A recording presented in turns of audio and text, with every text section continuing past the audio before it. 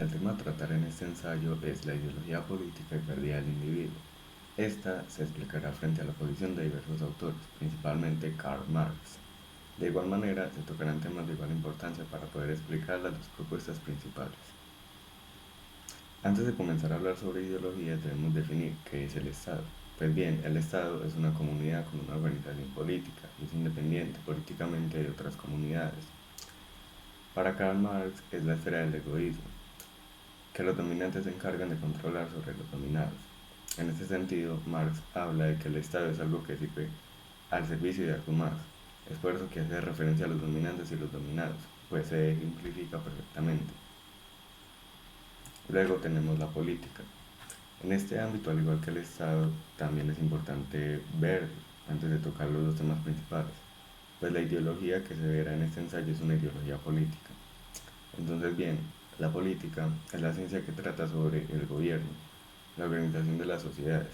Ahora bien, según Marx, y un apoyo realizado en una definición similar a la dada anteriormente, basándose en que la política de cierto modo realiza una organización de clases sociales, Marx propone que la clase social dominante, que en este caso la burguesía, organiza la sociedad mediante la protección de sus propios privilegios. Luego tenemos las ideologías. Se podrían definir como un grupo de ideas que caracterizan algo, como una persona o un movimiento cultural. Marx presenta las ideologías de manera muy similar.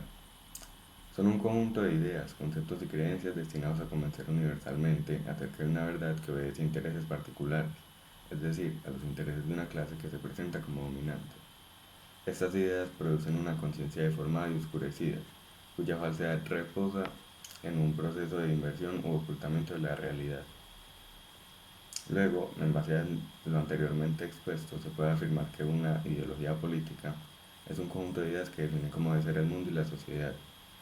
Debido a que es solo una extensión de las ideologías, se puede afirmar que la definición es bastante similar.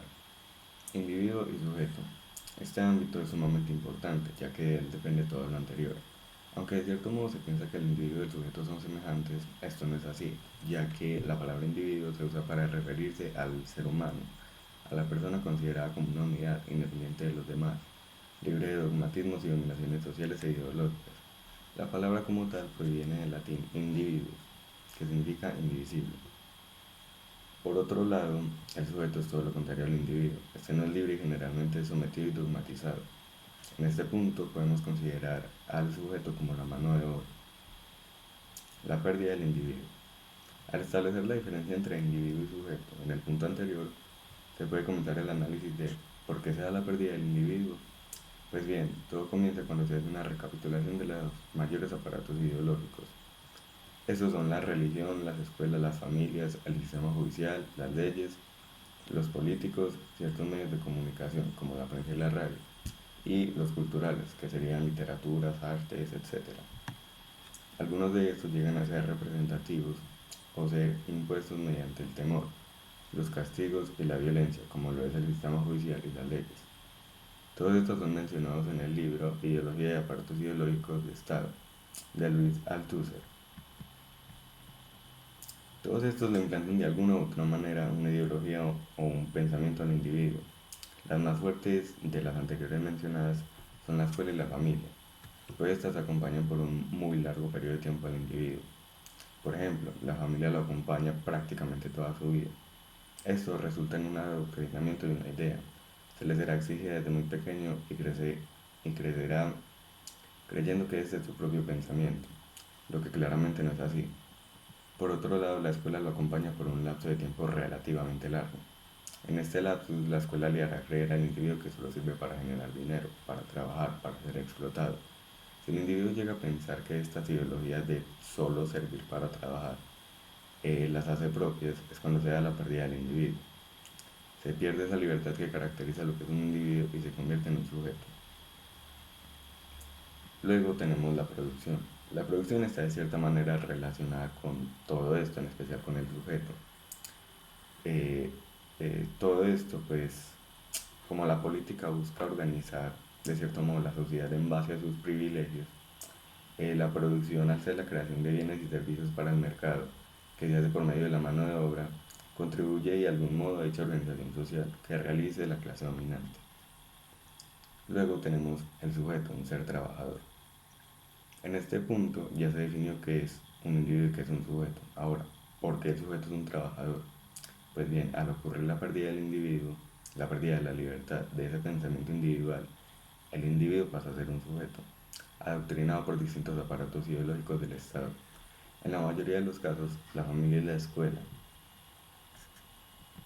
Al tener esta ideología que solo sirve para trabajar, para hacer dinero y tener como propia en su mente, el sujeto dedicará toda su vida a producir dinero, pensando que es lo mejor y lo único que puede hacer.